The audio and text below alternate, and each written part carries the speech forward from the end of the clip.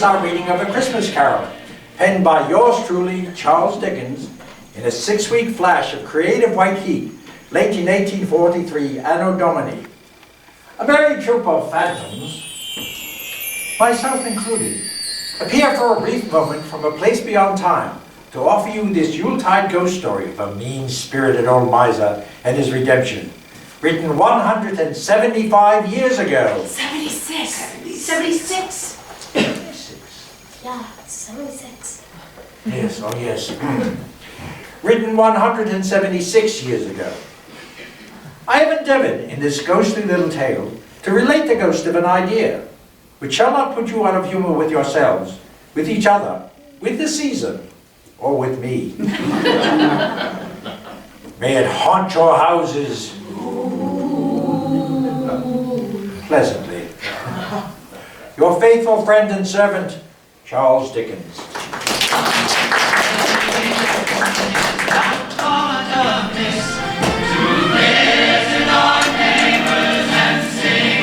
And now, A Christmas Carol.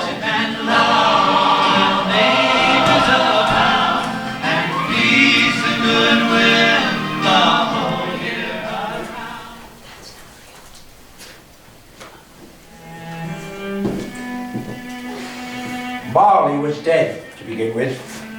There can be no doubt whatever about that. The register of his burial was signed by the clergyman, the clerk, the undertaker, and the chief mourner. Scrooge signed it, and Scrooge's name was good upon the exchange for anything he chose to put his hand to. Old Marley was dead as a doornail. Mind, I don't mean to say that I know what there is particularly dead about a doornail. I might have regarded a coffin nail as being the deadliest piece of ironmongery. But the wisdom of our ancestors is in the simile, and my unhallowed hand shall not disturb it, what a country is done for. You will therefore permit me to repeat, emphatically, that Marley was dead as a doornail. Scrooge knew he was dead. Of course he did. How could it be otherwise? Scrooge and he were partners for... Well, we don't know how many years. Scrooge was his sole executor, his sole administrator. His sole assign, his sole residuary legatee. His sole friend and Sole mourner. And even Scrooge was not so dreadfully cut up by the sad event. But then he was an excellent man of business. On the very day of the funeral, and solemnized it with an undoubted bargain. There is no doubt that Marley was dead. This must be distinctly understood, or nothing wonderful can have come of the story we shall relate. Oh, but he was a tight-fisted hand at the grindstone, Scrooge. a squeezing, wrenching, Grasping, scraping, clutching. Cover this old sinner, hard and sharp as flint. From which no steel had ever struck out generous fire. Secret and self-contained. and solitary as an oyster. The cold within him froze his old features, nipped his pointed nose, shriveled his cheeks, stiffened his gait. And made his eyes red. His thin lips blue. And spoke out shrewdly in his grating voice. He carried always his own low temperature. He iced his office in the dog days and didn't thaw it 1 degree at Christmas. No one ever stopped him in the street to say, My dear Scrooge, how are you? When will you come to see me? No beggars implored him to bestow a trifle. Even the blind men's dogs, on Scrooge's approach, tugged their owners into doorways as if to say, No eye at all is better than the evil eye of Scrooge. but what did Scrooge care? It was the very thing he liked, which caused the knowing ones to cry out, Thus! to Scrooge. The sign Scrooge and Marley stood for years above the counting house door. He never painted it out. Sometimes people new to the firm called him Scrooge, Sometimes Molly. He answered to both names. all the same to him. Once upon a time, of all the good days of the year, on Christmas Eve, old Scrooge sat busy at his counting house. It was cold, bleak, biting weather, foggy withal, and Marley had been dead 7 years. The door to Scrooge's office was open that he might keep his eye upon his clerk, who in a dismal little cell beyond, kind of a tank, was counting. 12 shillings plus 3 minus 7. Scrooge had a very small fire. But the clock's fire was so very much smaller that it looked like one coal, and he couldn't replenish it. For Scrooge kept the coal box in his own room. Wherefore the clock put on his white comforter, and tried to warm himself at the candle. when the cheery voice of Scrooge's nephew cried, A Merry Christmas, Uncle. God save you. Ah, humbug. Christmas a humbug, Uncle. You don't mean that, I'm sure. I do. Merry Christmas. What right have you to be merry? What reason have you to be merry? You're poor enough. Come then. What right have you to be dismal? You're rich enough. Ah, humbug. Don't be cross, Uncle. What else can I be when I live in such a world of fools as this? Merry Christmas. Out upon Merry Christmas. What's Christmas time to you but a time for paying bills without money? A time for finding yourself a year older and not an hour richer. A time for balancing your books and finding every item in them for a round dozen of months brought dead against you. If I could have my will, every idiot who walks around with Merry Christmas on his lips should be boiled in his own pudding and bedding with a stake of honey through his heart. He should. Uncle. Nephew, keep Christmas in your own way and let me keep it in mine. Keep it. But you don't keep it. Let me leave it alone then. Much good has it done you. Much good may it ever do you. There are many things from which I might derive good, but have not profited. I have always thought of Christmas time as a good time. A kind, forgiving, charitable, pleasant time. The only time I know of in the long calendar year when men and women seem to open their shut-up hearts freely and to think of those below them as if they really were fellow passengers of the grave, not another race of creatures bound on other journeys. Therefore, although it has never put one scrap of gold or silver in my pocket, it has done me good and will do me good. And I say, God bless it. Let me hear another sound from you, Bob Cratchit. And you'll keep your Christmas by losing your situation. You're quite a powerful speaker, sir. I wonder you don't go to Parliament. Don't be angry, Uncle. Come, dine with us tomorrow. Ah, humbug. But why, Uncle? Why did you get married? Because I fell in love. Because you fell in love. Good afternoon. Nay, Uncle, but you never came to see me before that happened. Why give it as a reason for not coming now? Good afternoon. I want nothing from you. I ask nothing of you. Why cannot we be friends? Good afternoon. I am sorry, with all my heart, to see you so resolute. We have never had any quarrels of which I have been a party. However, I have come to you in homage of Christmas, and I'll keep my Christmas humor to the last.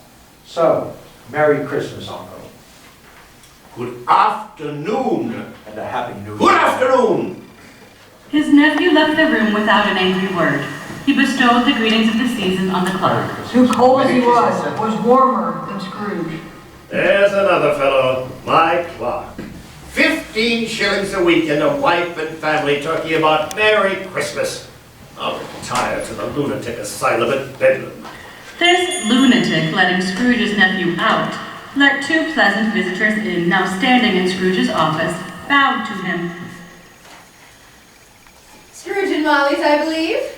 Do I have the pleasure of speaking to Mr. Scrooge or Mr. Marley? Mr. Marley has been dead these 7 years. He died 7 years ago this very night. We have no doubt his liberality is well represented by his surviving partner. At this festive season, Mr. Scrooge, we desire to make some slight provision for the poor and destitute who suffer greatly at this present time.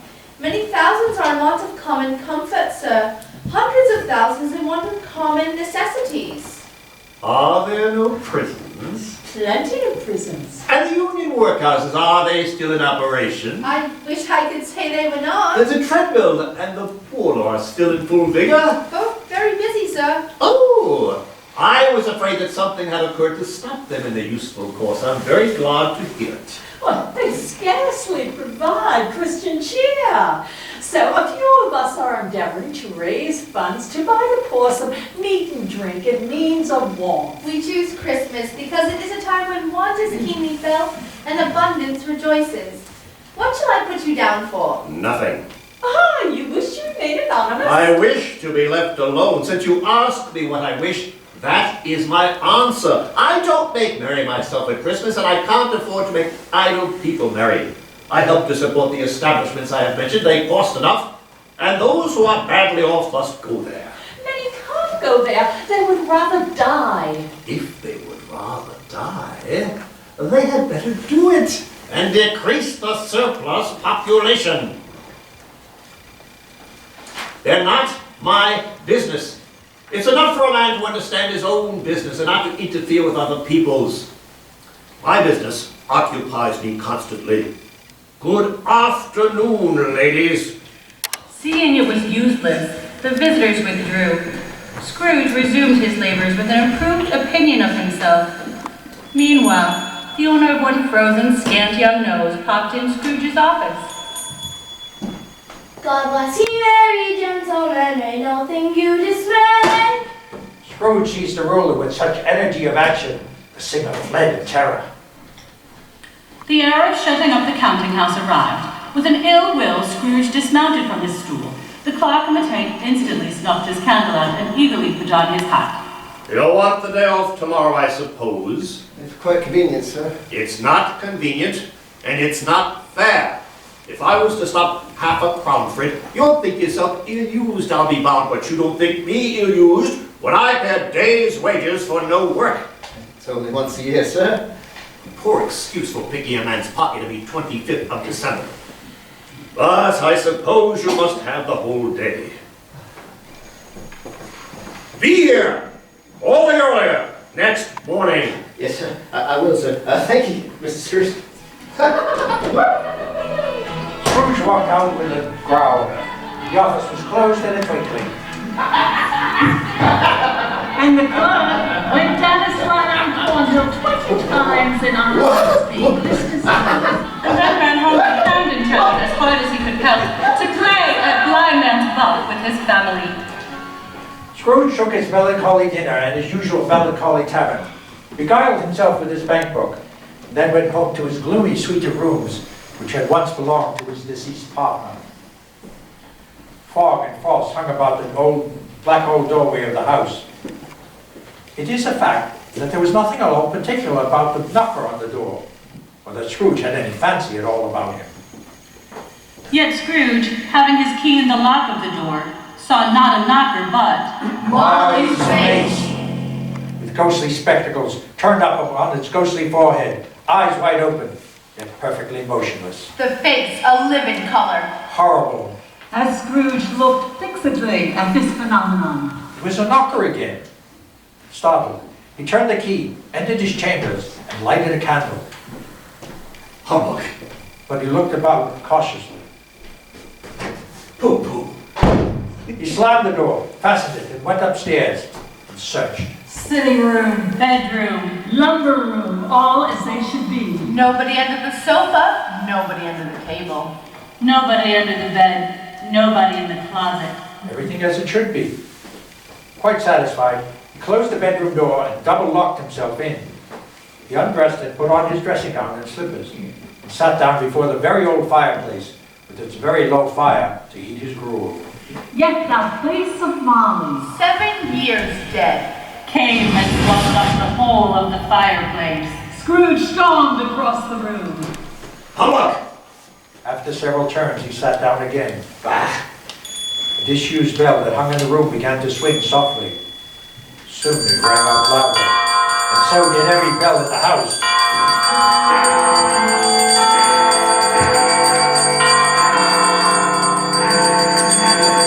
The bells ceased, succeeded by a clanking noise, as if some person were dragging a heavy chain across wine casks in the cellar.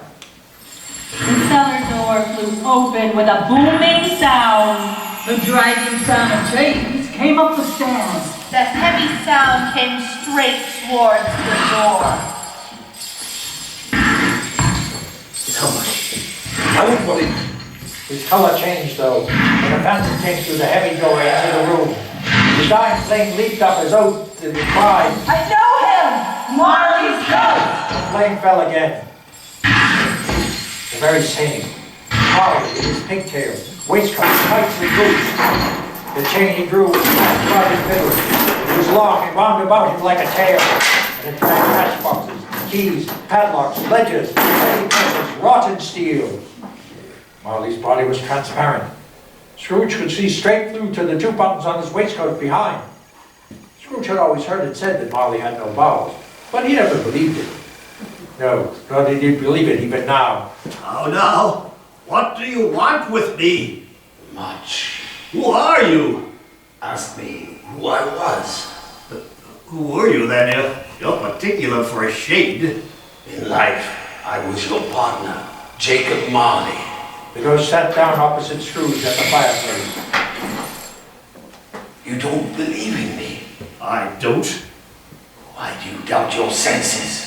Because a little thing affects them. A slight disorder of the stomach makes them cheat. You may be an undigested bit of beef, a blot of mustard, a crumb of cheese, a fragment of an underdone potato. There's more of gravy than the grave about you, whatever you are. Scrooge was not much in the habit of cracking jokes, but he tried to be smart as a means of keeping down his terror. The ghost sat perfectly motionless. Scrooge picked up a toothpick. You see this? I do, You're not looking at it. but I see it notwithstanding. Well, I am but to swallow this toothpick, and for the rest of my life be persecuted by a legion of goblins, all of my own making. Humbug, I tell you! Humbug! At this, the spirit raised a frightful cry and shook its chains with such a dismal and appalling noise that Scrooge fell upon his knees and clasped his hands before his face. Mercy! Dreadful apparition, why do you trouble me? Man of the worldly mind, do you believe in me or not? I must. But why do spirits walk the earth, and why do they trouble me? It is required of every man that the spirit within him walk abroad among his fellow men. And if that spirit goes not forth in life, it is condemned to do so after death. It is doomed to wander through the world, oh, woe is me, and witness what on earth it cannot change, but might have, and made happiness of. Oh! Again the spirit raised a cry and shook its chains and brushed the shadowy hand. You are fettered. Tell me why. I wear the chain I forged in life. I made it link by link of my own free will. Is its pattern strange to you? Do you know the length and weight of the heavy coil you bear yourself? Oh, it was as long and heavy as this 7 Christmas Eves ago. And you have labored on it since. It is a ponderous chain. Jacob, speak comfort to me, Jacob. I have none to give. Comfort comes from other regions, Ebenezer Scrooge, and is conveyed by other ministers. A very little more is permitted to me. I cannot rest, I cannot stay, I cannot linger anywhere. My spirit never walked beyond our counting house in life. Mark me! My spirit never roved beyond the narrow limits of our money-changing hole. So weary journeys lie before me. But you were always a good man of business, Jacob. Business? Mankind was my business. The common welfare was my business. Charity, mercy, forbearance, benevolence were all my business. The dealings of our counting house were but a drop of water in the comprehensive ocean of my business. Oh, at this time of the rolling year, I suffer most. Why did I walk through crowds of my fellow beings with my eyes turned down and never raise them? Hear me! My time is nearly gone. I will, but don't be hard upon me, Jacob. Don't be flowery, pray. I am here tonight to warn you that you have yet a chance and hope of escaping my fate. You were always a good friend to me, Jacob. Thank you.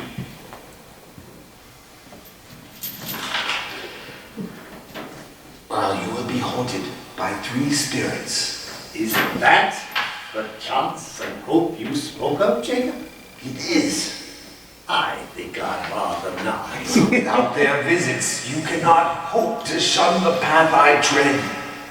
Expect the first tomorrow when the bell strikes 1. All at once, Jacob, and have it over with? Expect the second on the next night at the same hour. The third upon the next night when the last stroke of 12 has ceased to vibrate. Look to see me no more. And look that for your own sake, you remember what has passed between us. The apparition walked backwards from him. At every step, the window raised itself until it was wide open. Marius voice beckoned Scrooge to listen. He did. And Scrooge heard sorrowful wailing, sounds of lamentation and regret. The spectre joined the mournful dirge and floated out upon the bleak, dark night. Scrooge saw the air filled with phantoms, wandering in restless haste, moaning as they went. And his phantom wore chains like Marley's ghost. They faded into the night mist. Scrooge ran to the bedroom door. He examined the door, which the ghost had entered, double locked as they had locked it. He tried to say humbug, but stopped at the first syllable.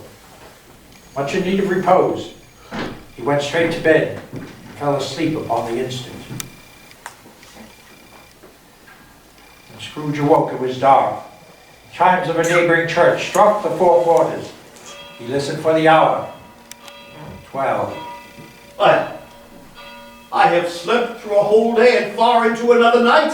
It isn't possible. Alarmed, Scrooge went to bed again. Marley's ghost. Was it a dream or not?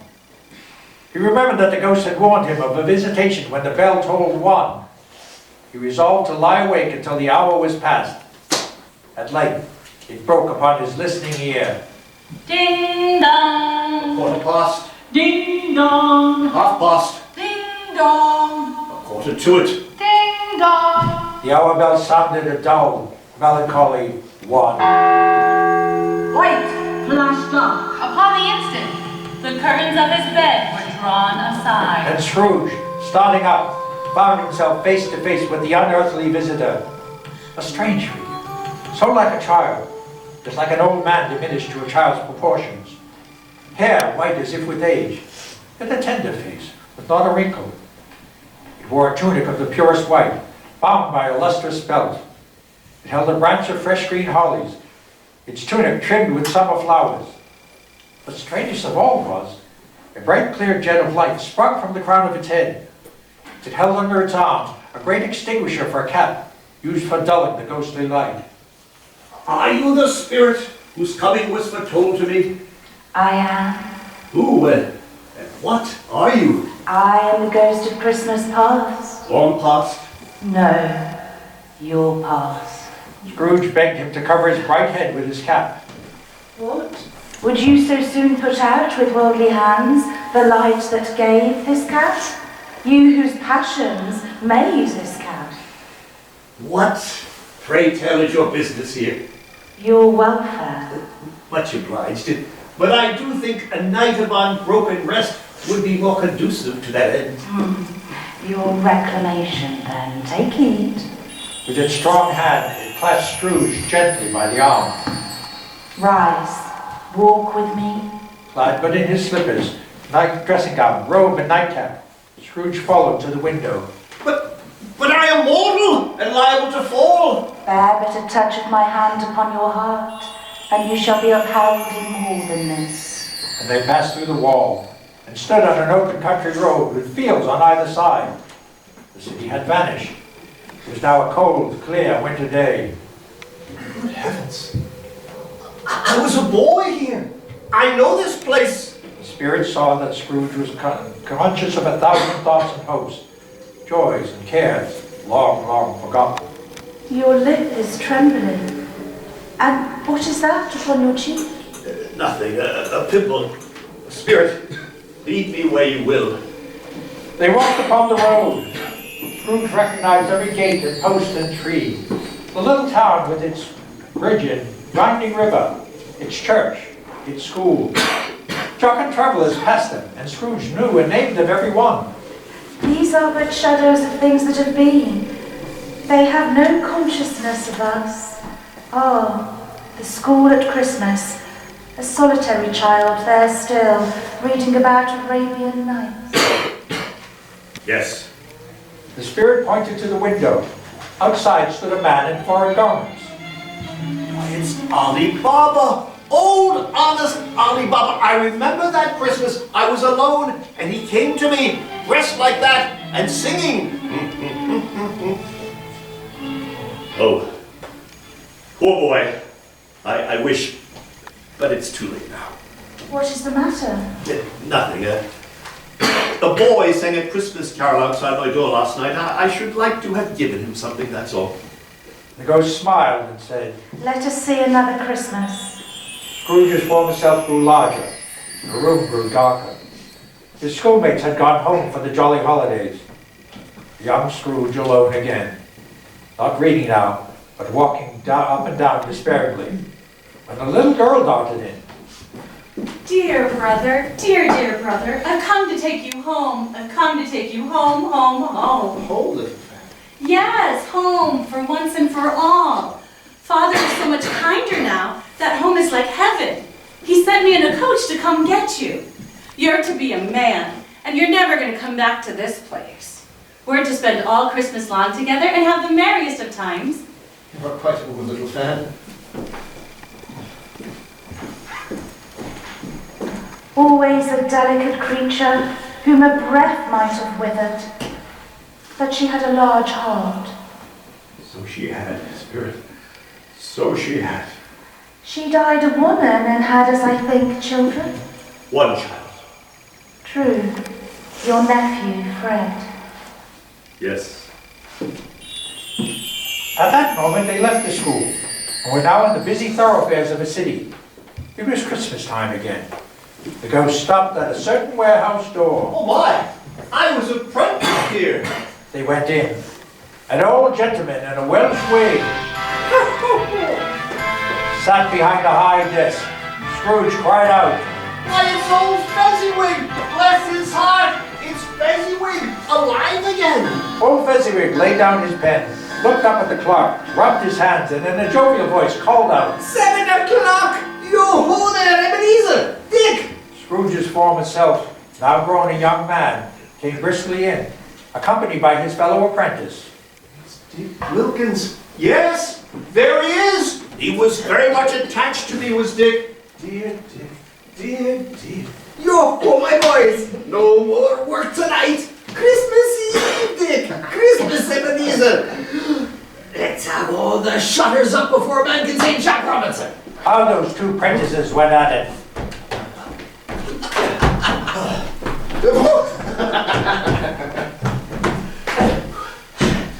Panting like racehorses. Old Fezziwig skipped down upon the high desk with wonderful agility. Here, whoa, come on now, my boys! Let's get some room here. Clear away, my lads! Clear away! Cheerio, Dick! Come on, Ebenezer! Clear away! Done in a minute. Every movable packed off, floors swept, lamps trimmed, logs heaped upon the fire. In came a fiddler and made an orchestra of it, tuning like 50 stomach aches. In came Mrs. Fezziwig. One vast, substantial smile. In came 3 young Miss Fezziwigs, beaming and lovable. In came the 6 young followers whose hearts they broke. In came all the employed young men and women of the home and business. The housemaid with her cousin, the baker. The cook with her brother's particular friend, the milkman. In came the boy from across the way, suspected of not having food enough from his master.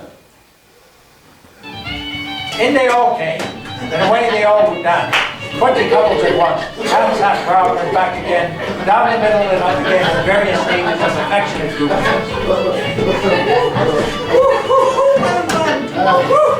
Well done! There was more dancing, and there was cake, and there was negus, and there was a great piece of cold roast, and there was a great piece of cold boil, and there was mince pies, and plenty of beer. Then the fiddler, an awful dog mind, struck up a good stiff piece of work. And old Fezziwig stood on to dance with Mrs. Fezziwig. When Fezziwig and Mrs. Fezziwig went out for the dance, Advance your tire. Bow your partner. Both hands to your partner. Bow and curtsy. Corkscrew. Thread the needle And back again. then old Fezziwig cut. Cut so deftly he appeared to wink with his legs and came down upon his feet again without a stagger. When the clock struck 11, this domestic ball broke up. Mr. and Mrs. Fezziwig took their stations, shaking each person's hand as each went out, wishing him or her a Merry Christmas. Oh, hey-ho. All had gone, and Fezziwig shouted out, Oh, hey-ho. Well done, me boys. Merry Christmas, Dick. Fezziwig went off to bed, and the two prentices wished each other a Merry Christmas. Merry Christmas, Ebenezer. Merry Christmas, Dick. And went to their beds in the back shop. A small matter to make these silly folks so full of gratitude. Small. Why, is it not? He has spent but a few pounds of your mortal money. Is that so much that he deserves this praise? It isn't that. It isn't that, Spirit. He had the power to render us happy or unhappy, to make our service light or burdensome, a pleasure or a toil. His power lay in words and looks, such slight and insignificant things impossible to add and counter. The happiness he gave was quite as great as if it cost a fortune. What is the matter? Nothing particular. Something, I think. No, I should like to be able to have a word or two with my clerk just now, that's all. Scrooge and the ghost again stood in the open air. My time grows short, quick. Scrooge saw himself. He was older now, in his prime. His face had not the harsh, rigid lines of latter years, but it had begun to wear the signs of care and avarice. An eager, greedy, restless motion in the eyes showed a passion that had taken root. By his side was a tearful young girl. Alas, another idol has displaced me. If it can cheer and comfort you in the time to come as I would have tried to do. What idol has displaced you? A golden one? This is the even-handed dealings of the world. You fear the world. Your nobler aspirations have fallen off one by one until the only thing left of the master is power. Gain engrosses you. Even if I have grown so much wiser, what then? I'm not changed towards you. Am I? Our contract was made when we were both young and poor and content to make our worldly fortune through patient industry.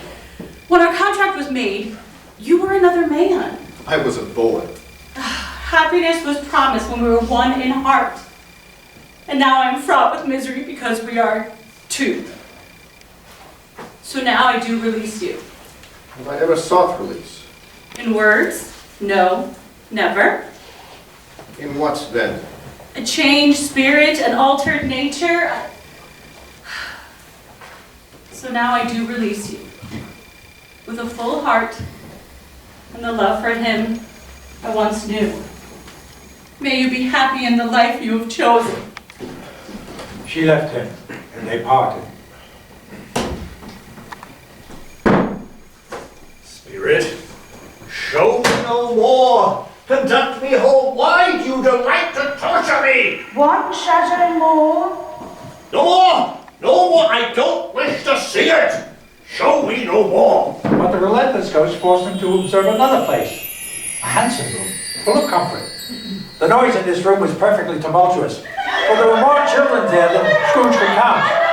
There were not 40 children conducting themselves like one, but every child was conducting themselves like 40. But no one cared. On the contrary, the mother laughed heartily. Oh, yes, children. A knocking at the door was heard. And such a rush ensued to greet the father, laden with Christmas toys and presents. There were shouts of delight with every package received. Oh, hell. It's all an old friend of yours this afternoon. Oh, who was it? Yes. Oh, that's if I know. Mr. Scrooge. Mr. Scrooge it was. I passed his office and could scarcely help seeing him. His partner lies upon the point of death, I hear. There he sat alone, quite alone in the world.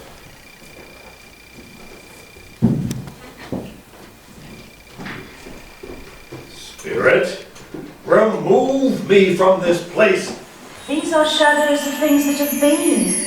That they are what they are, do not blame me. Remove me! I cannot bear it. Leave me. Take me back. Haunt me no longer. Scrooge seized the extinguisher and by a sudden action pressed it down upon the spirit's head. The spirit dropped beneath it, so that the extinguisher covered its whole form, but the light streamed from under it and flooded on the ground. Exhausted, he seeing that he was in his own bedroom, Scrooge then reeled into bed and sank into a heavy sleep. Awakening from a prodigiously tough snore, Scrooge sat up in bed. He felt restored to consciousness for the especial purpose of holding a conference with the second messenger, dispatched to him by Jacob Marley's intervention. Turning uncomfortably cold, he wished to challenge the spirit on the moment of its appearance. Scrooge was ready for a good broad field of strange appearances, and that nothing between a baby and a rhinoceros would have astonished him very much. Prepared for most anything, he was not by any means prepared for nothing. The bell tolled. No shape appeared. He trembled violently. 5 minutes. 10 minutes. A quarter of an hour went by. Nothing. When the clock struck 1, a blaze of ruddy light streamed into the room. Being only light, it alarmed him more than a dozen ghosts. The secret of this ghostly light must be in the next room. He got up, shuffled in his slippers to the door. The instant Scrooge's hand was on the lock, a strange voice called, Ebenezer Scrooge! Enter! Scrooge obeyed. The room was transformed. Living greens covered the walls that looked a perfect grove. Bright gleaming berries glistened everywhere. Crisp leaves of holly, mistletoe, and ivy reflected light as if so many little mirrors. A mighty blaze roared up the chimney. Heaped up on the floor to form a kind of throne were turkeys, geese, game, poultry, brawn, great joints of meat, sucking pigs, wreaths of sausages, mince pie, plum puddings, barrels of oysters, red-hot chestnuts, cherry-cheeked apples, juicy oranges, luscious pears, immense 12 cakes, and seething bowls of punch. Upon this couch sat a jolly, glorious giant, who bore a glowing torch high up to shed its light on Scrooge. Welcome, Ebenezer. Come and know me better, man. Scrooge reacted timidly. Not the dogged Scrooge he had been, and though the spirit's eyes were clear and kind, Scrooge could not meet them. I am the ghost of Christmas present. Look upon me. Scrooge reverently did so. The ghost was clothed in one simple green robe, bordered with white fur. So loosely fit, it left the figure's capacious breast and its feet bare. On its head, it wore no other covering than a holly wreath, set with shining icicles. It had long, free, dark brown curls. Curls free as its genial face, sparkling eye, cheery voice, and joyful air. Incense sparkled from the horn of plenty in hand. You have never seen the likes of me before? Never. Have never walked forth with my elder brothers? I'm afraid I have not. Have you many brothers, Spirit? More than 1,800 by now. A tremendous family to provide for. Spirit, conduct me where you will. I went forth last night on compulsion, and I learned a lesson which is working now. Tonight, if you have aught to teach me, let me profit by it. Touch my robe. Scrooge did as he was told and held it fast. holly, berries, ivy, Turkeys, geese, poultry, pigs, sausages, and oysters. Pies, puddings, fruit, and punch all vanished in an instant. And they stood in the streets of London on Christmas morning. People shoveled snow from walkways and roofs, cheerily called to one another in the bright hope of the day. Soon steeples called the good people to church and chapel, and away they came. Afterwards, people flocked from grocer and baker in best clothes and gayest faces. The genial ghost sprinkled incense from his horn onto their baskets of Christmas dinner. Is there a peculiar flavor you sprinkled from your torch? There is. My own. It is applied to any dinner kindly given. To a poor one most, because it needs it most. Oh. Some upon this earth of yours claim to know my family, yet who do their deeds of pride, hatred, envy, bigotry, and selfishness in our name. But remember, they are as strange to me and my kith and kin as if we had never lived. Scrooge promised that he would. The spirit moved on. Straight to Scrooge's closet, taking Scrooge with him. On the threshold of the door, the spirit smiled and blessed Bob Cratchit's dwelling with the sprinkling of his torch. Inside, up rose Mrs. Cratchit, dressed out but poorly in a twice-turned gown, yet brave in ribbon, surrounded by the noisy Cratchit children, all merrily preparing dinner. Whatever has got your precious father then, and your brother Tiny Tim, and Martha twined this late last Christmas Day by half an hour? Oh, here's Martha, mother, said a young Cratchit as Martha appeared. Here's Martha, mother, hurrah! There's such a goose, Martha. Oh, bless your heart alive, my dear. How late you are. We had a great deal of work to finish up, Mother. Well, never you mind as long as you have come. Sit ye before the fire and have a warm, my dear. God bless ye. No, Father's coming, Father's coming. Hide, Martha, hide! So Martha hid herself, and in came Bob Cratchit with at least 3 feet of comforter hanging down, and his threadbare clothes darned up to look seasonable. And Tiny Tim with him. Alas for Tiny Tim, he bore a little crutch to support him. Hello? Why, where's our Martha? Not coming. Not coming? Upon Christmas Day? Martha burst from behind the closed door and ran into his arms, while a young Cratchit hustled Tiny Tim and brought him to the wash house, that he might hear the pudding singing in the copper. And how did little Tim behave? Oh, as good as gold and better. He told me coming home that he hoped the people saw him in the church with his crutch, for them to remember upon Christmas Day, who made lame beggars walk and blind men see. I believe Tiny Tim is growing strong and hearty. Bob turned up his cups and compounded some hot mixture in a jug with gin and lemons, and stirred it round. 2 ubiquitous young Cratchits went to fetch the goose. Such a bustle ensued. Mrs. Cratchit made the gravy hissing hot. Master Peter mashed potatoes with incredible vigor.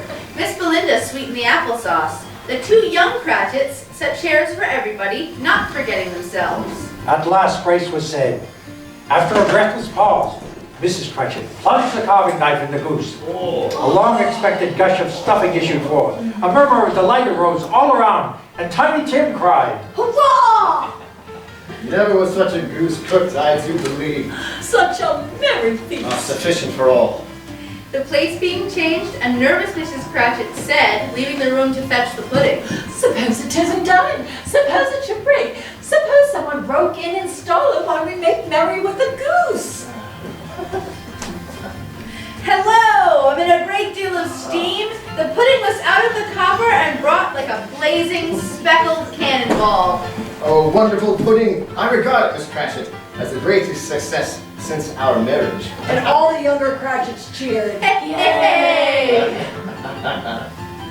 At last, dinner was all done. The cloth cleared, the hearth swept, the fire made up. The compound and the jug being served to all the family gathered round, as Bob proposed. A Merry Christmas to us all, my dears. God bless us. God bless us, everyone. Spirit, tell me if Tiny Tim will live. I see a vacant seat in the chimney corner, and a crutch without an owner, carefully preserved. If these shadows remain unchanged by the future, the child will die. No. Oh no, kind spirits, say he will be spared. Unaltered by the future, none other of my race will find him here. What then? If he be like to die, he had better do it and decrease the surplus population. Oh, spirit, no. Man, if man you be in heart, forbear that wicked cant. Will you decide what men shall live and what men shall die? It could be that in the eyes of heaven, you are less fit to live than millions like this poor man's child. Scrooge bent his head and cast his eyes upon the ground. To Scrooge, the founder of the feast. Founder of the feast, indeed. I wish I had him here. I'd give him a piece of my mind, and I have no doubt he'd have a good appetite for it. I take the children. Christmas Day. Should be Christmas Day, but one drinks to such an odious, stingy, unfeeling man as Mr. Scrooge. You know he is, Robert. Nobody knows better. My dear, Christmas Day. I'll drink his health for your sake and the day's, not his. Long life to him, a very Merry Christmas and a Happy New Year. I'm sure he will be very merry and very happy, I have no doubt. The children drank the toast, but Scrooge, ogre to the family, cast a shadow on the party for a full 5 minutes. The ogre's shadow passed, and they were 10 times more happy, grateful, pleased with one another, and contented with the time spent in the bright sprinklings of the Spirit's torch. As he and the Spirit parted, Scrooge had his eye upon the family, especially on Tiny Tim. By this time, it was getting dark. And snowing pretty heavily. Scrooge and the Spirit went along the streets, passing children playing in the snow. Roaring fires in kitchens, parlors, and all sorts of rooms showed preparations for cozy dinners. Numbers of people were on their ways to friendly gatherings. The ghost exulted in them all. Suddenly, without a word of warning from the ghost, they stood upon a bleak and desert moor. The setting sun left a fiery red eye glaring upon the desolation, then lowering until it was lost in the thick gloom of the night. What place is this? A place where miners live, those who labor in the bowels of the earth. But they know me. See! Passing through a wall of mud and stone, they found a cheerful company of young and old assembled around a glowing fire. They sang an old Christmas song. The Spirit did not tarry here, but bade Scrooge. Hold my rope. They passed above the moor, speeding to Scrooge's horror to the sea. His ears were deafened by thundering waves as they chafed and dashed at a solitary lighthouse. Even here, 2 men who watched the solitary light had made a fire. Joining their hands over the rough table where they ate and drank their grog, they wished each other Merry Christmas and took up a sturdy song of Christmas. Again the ghost sped on, above black and heaving sea, until they alighted on a ship and stood beside the helmsman at the wheel. All the crew hummed Christmas tunes, and every man on board had a kinder word for one another that day, and remembered those cared for at a distance. Scrooge thought how solemn to move through lonely darkness over an unknown abyss profound as death. It was a surprise to Scrooge, listening to the moaning wind, to hear a hearty laugh. It was a much greater surprise to recognize it as his own nephews. And to find himself in a bright, dry, gleaming room with the Spirit smiling by his side and looking at that same nephew with approving affability. If you should know a man more blessed in a laugh than Scrooge's nephew, introduce him to me. It is fair to say that while there is infection in disease and sorrow, there is nothing in the world so irresistibly contagious as laughter and good humor. When Scrooge's nephew laughed, Scrooge's niece, by marriage, laughed as heartily as he, and their assembled friends roared out lustily.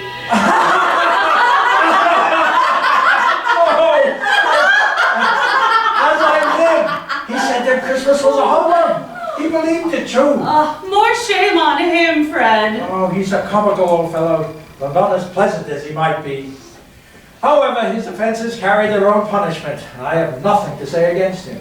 Well, I am sure that he's a very rich man. I mean, you always told me so. What of that, my love? His wealth is of no use to him. He don't do any good with it. He don't make himself comfortable with it. He hasn't the pleasure of knowing that he's going to benefit us with it. I have no patience for him. Oh, I do. I am sorry for him. I couldn't be angry with him if I tried. Who suffers from his ill winds? Himself, always. He takes it into his head to dislike us, and he won't come to dine with us. The consequence, he loses a dinner. Indeed, I think he loses a very good dinner. Taking a dislike to us and not making merry with us, I think he loses some pleasanter companions that he can find in his own thoughts or in his moldy old office. I need to give him the same chance every year, whether he likes it or not, for I feel sorry for him. He may rail at Christmas till he dies. If he finds me going there year after year and saying, "Uncle Scrooge, how are you?" If it only puts him in the vein to leave his poor clock 50 pounds, well, that's something. I think I shook him yesterday. After tea, they had some music, and then played Blind Man's Buff, and a game of How, When, and Where, and all played. And so did Scrooge. His voice made no sound in their ears, though he came out with his guesses quite loud. Geese! Ducks! And very often guessed quite right, too. No one was sharper. The ghost was greatly pleased to find him in this mood. And Scrooge begged like a boy to be allowed to stay until all the guests departed, but the spirit said this could not be done. Here is a new game, Spirit. 1/2 hour more, just one. It was a game called Yes and No. I am thinking of a live animal, rather disagreeable. A savage animal. It growls and grunts and talks sometimes, and lives in London and walks about the streets. Not a horse or an ass or a bull or a bear or a dog or a cat. Oh, I know what it is, Fred. It's Uncle Scrooge!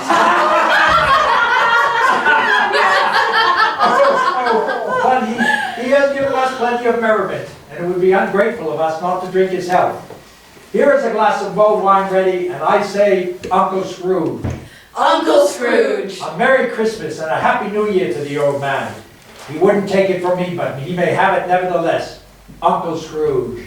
The whole scene passed off in the breath of that last word. Scrooge and the spirit were again upon their travels. Much they saw. The spirit stood beside sick beds, struggling men, poverty. An almshouse, hospital, and jail. In misery's every refuge, where vain man in his little brief authority had not barred the way, the spirit left his blessing. Scrooge took in his precepts. The night grew long. The ghost grew clearly older, its hair now gray. My life upon this earth is very brief. It ends tonight. Tonight? At midnight. Hark! The time is drawing near. The chimes were ringing the 11:03. Forgive me, but I see something protruding from your robe. Is it a foot or a claw? It might be a claw for all the flesh there is upon it. Look here. The spirit threw open its robe to bring forth 2 children, wretched, abject, Frightful, Hideous, miserable. They knelt at its feet and clung to its garment. Look here, man. Look. A boy and a girl, yellow, meager, ragged. scowling, wolfish. A graceful youth was replaced by stale looks, twisted, shriveled, where angels might have sat and groaned, Devils lurked. and glared, menacing. No degradation, no perversion of humanity has monsters half so horrible. Scrooge was appalled. Spirit, are they yours? They are mankind's. The boy is ignorance. The girl is want. Beware them both and of all their degree. But most of all, beware this boy. For on his brow of ignorance is written doom, unless the writing be erased. Deny it, and bide the end. Have they no refuge or resource? Are there no prisons? Are there no workhouses? The bell struck 12. Scrooge looked about him for the ghost and saw it not. As the last stroke ceased to vibrate, he remembered the prediction of old Jacob Marley. And lifting up his eyes, beheld a solemn phantom, draped and hooded, looking towards him. The phantom gravely stood. A black shroud-covered head, face, form, nothing visible. Its mystery filled Scrooge with a solemn dread. The spirit neither spake nor moved. Am I in the presence of the ghost of Christmas yet to come? The spirit answered not. You are about to show me shadows of the things that have not happened but will happen in the time before us. Is that so, Spirit? Although well used to ghostly company by this time, Scrooge was filled with an uncertain horror. He sensed that beneath the heap of black, ghostly eyes fixed upon him. Ghost of the future, I fear you more than any specter I have seen, but as I know your purpose is to do me good, and as I hope to live to be another man than what I was, I am prepared to follow. Lead on, Spirit, lead on! The night wanes fast, lead on! The phantom bore him up and carried him along to the city. On the exchange among the merchants, who hurried up and down and chinked the money in their pockets. They came to some fat men of business and a little knot talking. No, I don't know. I only know he's dead. When did he die? Last night, I believe. I thought he'd never die. Well, what's the matter with him? God knows. What has he done with his money? Again, God knows. I only know he hasn't left it to me. That's all. Well, upon my life, I think it to be a very cheap funeral for I don't know anyone to go to it. Suppose we take up a party and volunteer. I don't mind going if lunch is provided. Well, I never wear black gloves and I never eat lunch, but I'll offer to go if anybody else will. Come to think of it, I'm sure that I wasn't his most particular friend, for we used to speak whenever we met and say, bye-bye. The merchants laughed and strolled away. Scrooge knew the men. The phantom glided to another street where two wealthy and important men met. How are you? How are you? Well, looks like old Scratch has got his own at last, eh? So I'm told. It's cold. Seasonable for Christmas. Have a good day. Ta-ta. Seemingly trivial meetings, conversations, parting. But Scrooge felt assured that the phantom had some hidden meaning and resolved to treasure every word. Scrooge knew those unseen eyes keenly looked at him. He felt cold. They left the busy scene and went into a wretched, drunken part of town where Scrooge had never been. A quarter reeking with crime and misery. It was a beetling shop of heaps of rags, bottles, bones, and greasy offal, and heaps of rusty keys, nails, chains, hinges, and other refuse of iron. Sitting among the wares he dealt in was a gray-haired rascal, Old Joe. Scrooge and the phantom saw three darkly clad figures, each with a heavy bundle, slink into the shop. All three burst into a laugh. Look here, old Joe. The three of us meeting up here not even meaning it. Couldn't have met in a better place. Come now, what have you? The woman who had spoken threw her bundle on the floor and sat down on a stool to flaunt her bundle of goods. Everyone has the right to take care of themselves. He always did. That's true indeed. Ain't no man more so. Well, don't stand there staring, ladies. Come on in. We ain't gonna pick each other's pockets. No, indeed. I should say not. Well, very well then. So who's the worse for a loss of a few items like these? Not a dead man, I suppose. No, indeed. The wicked old screw, lying there, gasping his last, alone by himself. It's a judgment on him. Would have been a heavier judgment if I could have gotten my hands on anything else. Now check my bundle, Joe, and tell me the value of it. But the maid in faded black opened her bundles and produced her plunder first. It was not extensive, a pencil case, a pair of buttons, glassware, no great value. That's your account on the wall. Not 6 pence more if I were to be boiled. Who's next? The laundress, sheets and towels, wearing apparel, 2 old-fashioned silver teaspoons, a sugar tongs, a pair of boots. Her account was stated on the wall as the same as before. I'm always too liberal to the ladies. It's me weakness and the way I ruined myself. That's your account. Ask me for another penny and I'll repent and knock off half a crown. And now my bundle, Joe. What's What's this? What do you call it? Bed curtains? You mean to say you took them down, rings and all, within lying there? Yes, I did. Why not? You were born to make your fortune. And these blankets. Well, who else do you think they are? He ain't likely to catch cold, I suppose, not like him. Now look through that fine shirt. Not a hole in it. Would have been wasted if it wasn't for me. Wasted? Putting it on him to be buried in. Some old fool did it. But I took it off again. This is the end of it, you see. He frightened everyone away from him when he was alive, so as to profit us when he's dead.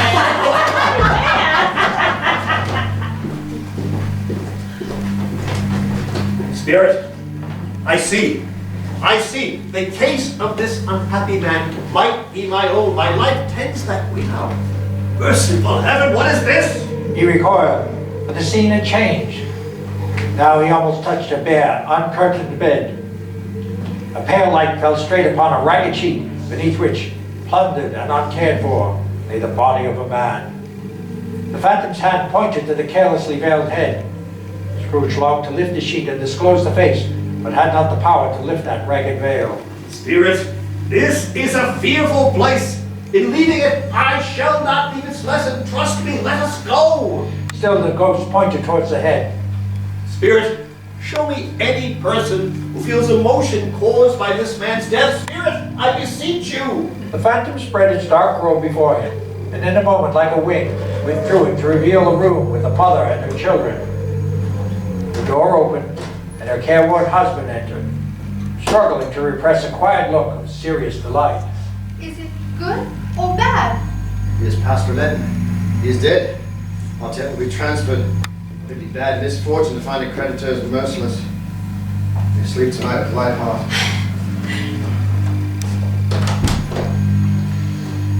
Let me see some tenderness connected with this man's death. Spirit, for that dark chamber we left just now will haunt me forever. The ghost conducted him in the night and came to the poor Bob Cratchit's house. It was hung with Christmas. They entered. Quiet, very quiet. The noisy little Cratchits stood still as statues. I wish you could have gone. It would have done you good to see how green the place is. I promised you might walk there on Sunday. Little child. Recovering, he spoke again. I know, my dears, that when we recollect how patient and how mild he was, although he was a little child, we shall not quarrel easily among ourselves and forget poor tiny Tim in doing. Bob told him of the extraordinary kindness of Mr. Scrooge's nephew, whom he had met in the street that day. He greeted me kindly and said I looked just a little down, and inquired what distressed me. I told him. I'm heartily sorry for it, Mr. Cratchit, he said, and heartily sorry for your good wife. He's a good soul. How he ever knew that, I don't know. Knew what, my dear? That you were a good wife. After a thoughtful silence, Bob said, I'm sure we shall none of us forget poor Tiny Tim, shall we, on this first parting?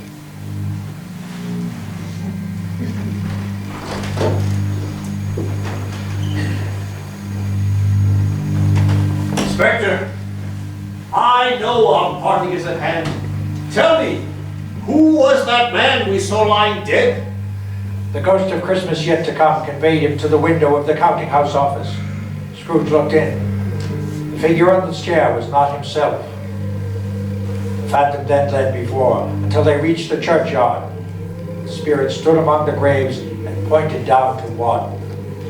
Before I draw nearer to that stone, answer me one question. Are these the shadows of the things that will be, or the shadows of things that may be only? Still the ghost pointed downward to the grave. Scrooge crept towards it, trembling. He read upon the stone the name, Ebenezer Scrooge. No! Spirit!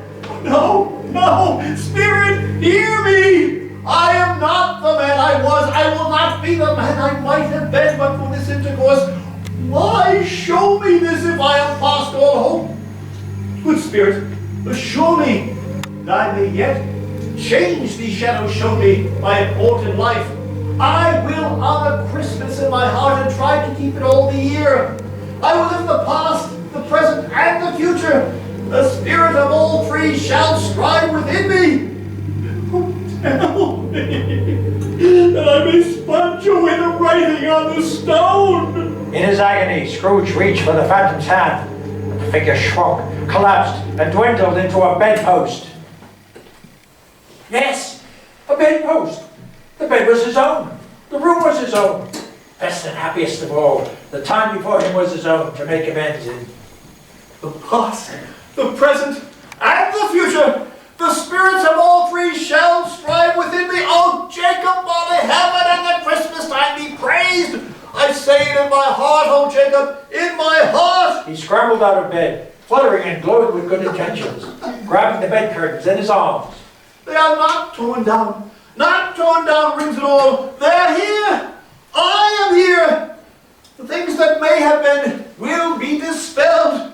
Oh dear, I don't know what to do. I'm as light as a feather. I am as happy as an angel. I am as merry as a schoolboy. I am as giddy as a broken man. A Merry Christmas to everyone. A Happy New Year to all the world. Hello! He rushed into the sitting room, perfectly winded. There's the saucepan with the gruel. There's the door that the ghost of Jacob passed right through. There's the fireplace seat where the ghost of Christmas present sat. There's the window where I saw the wandering ghosts in eternal torment. It's all true. It all happened.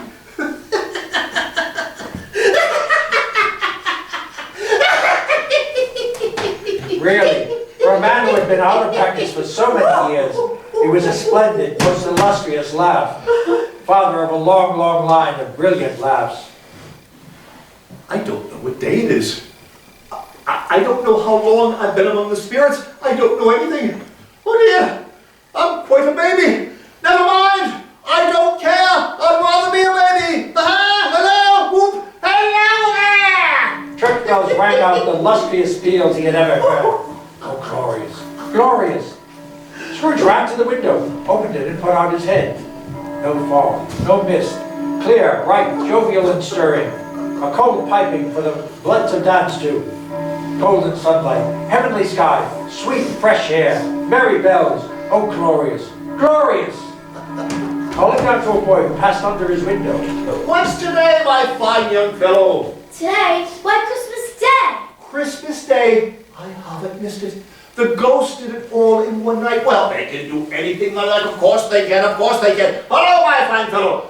Do you know the poultry is in the next street? I should hope I did. An intelligent boy. A remarkable boy. Do you know if they've sold the prize turkey that was hanging up there? Not the little prize turkey, the big one. What? The one as big as me? What a delightful boy. It's a pleasure to talk to him. Yes, my buck. It's hanging there now. Is it? Go and buy it. Tell him to bring it here so I may tell him where to send it. Come back with the man. I will give you a shilling. Come back in less than 5 minutes, and I will give you £50. The boy was off like a shot. I'll send it to Bob Cratchit's. He shot who sent it. It's twice as big as Tiny Tim. Scrooge went downstairs to wake the rattle of the prize turkey.